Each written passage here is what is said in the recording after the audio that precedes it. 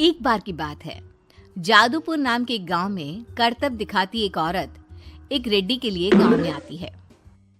आइए आइए मेहरबान कदरदान, खाइए रोहड़ा के ताजे ताजे केले। कभी खाए नहीं होंगे ऐसे केले। पीले पीले केले खाइए। ये कहकर उन्होंने हाथों में 4 केले लिए उन्हें सर्व कर लिए। जोर जोर से हवाएं उछालती हुई करतब दिखाई, जिसे देखकर आसपास के सारे बच्चे अपने अपने मम्मी पापा से उस औरत के पास जाने की जिद करने लग जाते हैं। पापा, ऐसा तो सर्कस में बॉल से होता है ना, ये आंटी तो केले से कर रही है। चलिए ना पापा, देखते हैं। रोहड़ा एक पतली सी तार पर चलती हुई केलों से करतब दिखाती है। आते जाते सभी लोग बाहर रुककर उसके करतब देखते हैं और वाह वाही करते नहीं थकते।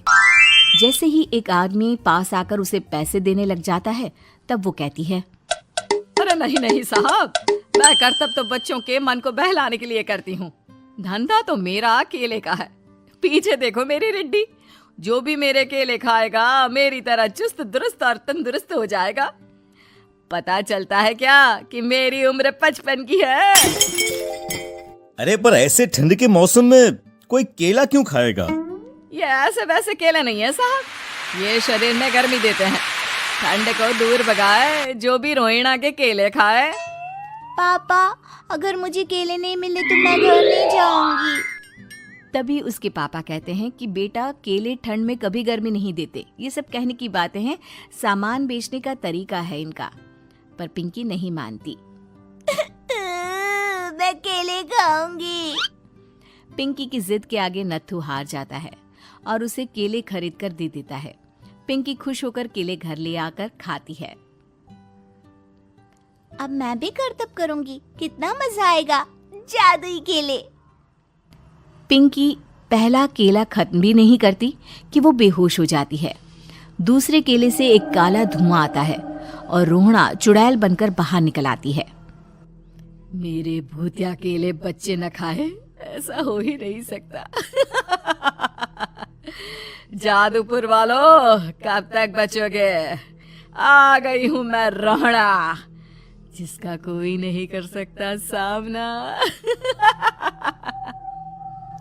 रोहड़ा पिंकी को गोद में उठाकर काले धुएं में कहीं गायब हो जाती है। शाम के वक्त नत्थू घर लौटता है और पिंकी को घर में ना पाकर उसकी माँ से कहता है, माँ पिंकी कहाँ है?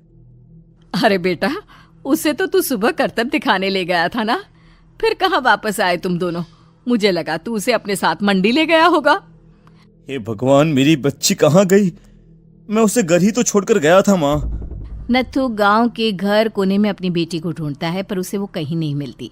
परेशान होकर आखिर रो रो कर नत्थू हिम्मत हार कर घर लौट आता है। अगली सुबह रोहड़ा फिर से करतब दिखाने आती है और इस बार पिंकी की तरह रोनी केले खरीद लेता है।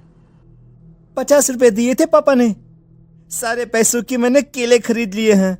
अब मैं भी आंटी की तरह ही करतबबाज बन जाऊंगा। यही सोचते हुए रोनी केले खाता है और पहला अकेला केला आधा खत्म भी नहीं करता कि चुड़ैल उसके सामने आ जाती है।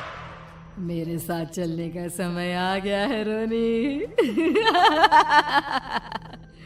ये तो बस शुरुआत है। अब इस गांव के सारे बच्चे धीरे धीरे मेरे कब्जे में होंगे। एक बच्चा भी नहीं बचेगा। ये कहकर रोनी को गोद में लेकर काले धुएं में अदृश्य हो जाती है।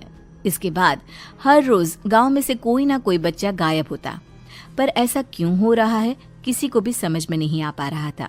रोज की तरह अपनी बेटी पिंकी की तलाश में नत्थू गांव के एक तालाब के पास बैठा रो रहा था। कहाँ गई मेरी पिंकी? शकुंतला के जाने के बाद एक वही तो मेरा सहारा थी। अरे उसकी आत्मा कोस रही होगी मुझे कि मैं अपनी बच्ची को संभाल भी नहीं पाया। नत्थू ये कहता हुआ रो ही रहा था कि तभी तालाब में से उसे शकुंतला की आवाज सुनाई देती है। कहाँ थी तुम शकुंतला?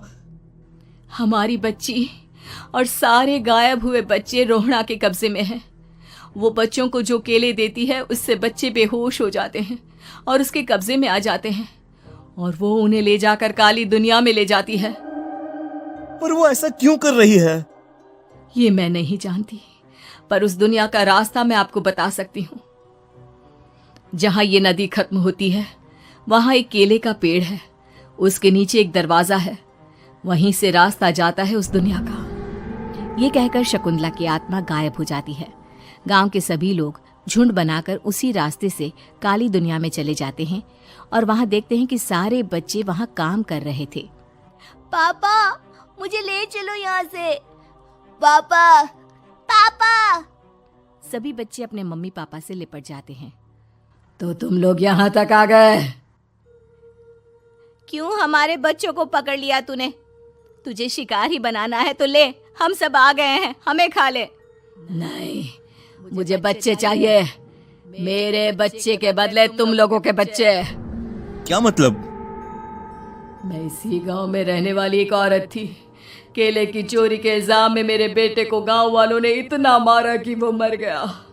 उसी दिन मैंने ठान लिया कि गांव वालों का भी वही हाल करूंगी। कुछ दिन बाद बेटे के चले जाने के दुख में मैं भी मर गई और मेरी भटकती आत्मा एक चुड़ैल बन गई। और फिर मैंने बदला लिया तुम सबके बच्चे छीनकर।